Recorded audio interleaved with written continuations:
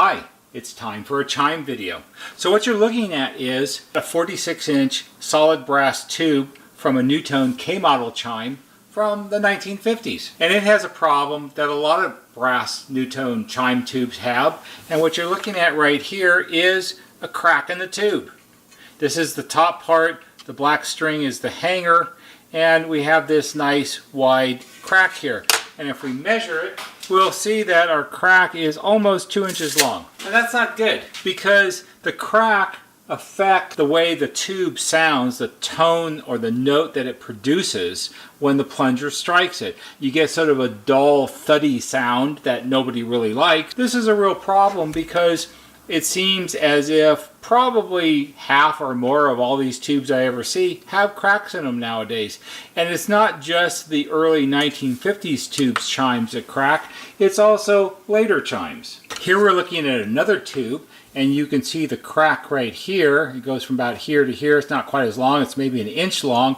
This is a brass tube from a 1990s NuTone chime, and yes, it has cracked also, and yes, it creates the same problem that the crack in the 1950s tube does. It creates a problem with how it sounds. So in this video, I'm going to show you how you can solve the quality of sound problem, at least on the later tubes that NuTone made. This does not really address the early tubes with the hanger strings.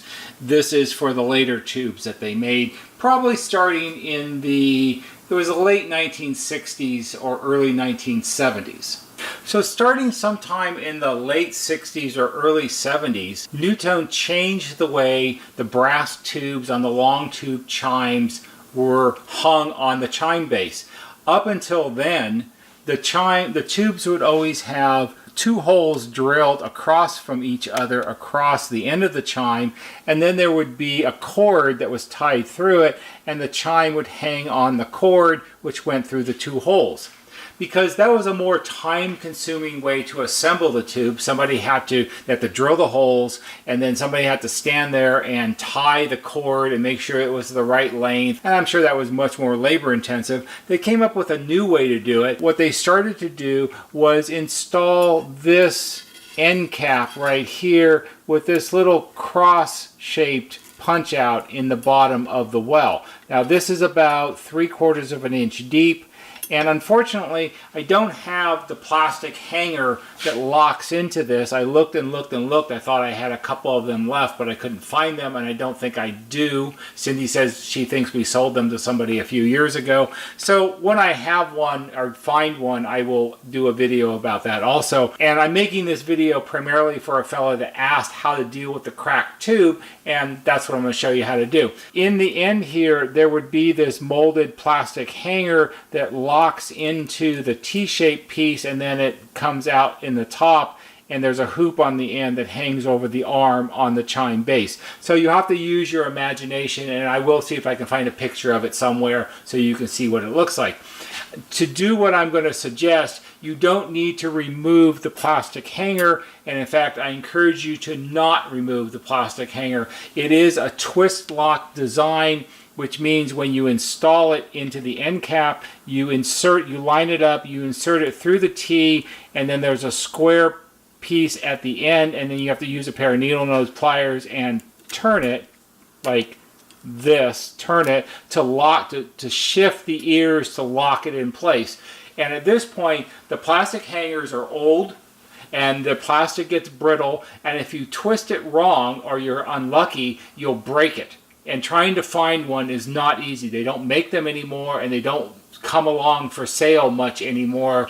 So don't mess with it, because what I'm going to show you, you don't have to remove it. The question is, why do the tubes crack? Well, the tubes crack whether they're from 1950 or they're from 1972 or they're from 1992, because they all have some type of end cap, one type or another. It varies depending on when it was made, and all of the end caps are somewhat tapered, so the end that goes in first is smaller than the end right here. You can see the end of it is shiny, it's steel, not brass, and it's tapered, so when it's pushed into the tube, it stops automatically and wedges in place, but the taper, as you drive it in, it creates stress, so it stretches the diameter of the tube, and after years and years and years of being like that and being hit with the plungers, which is basically hammering on the tube all the time, it creates a stress crack, and that's why that happens. This type of tube, not on the type with the holes in the string, but just this type of tube,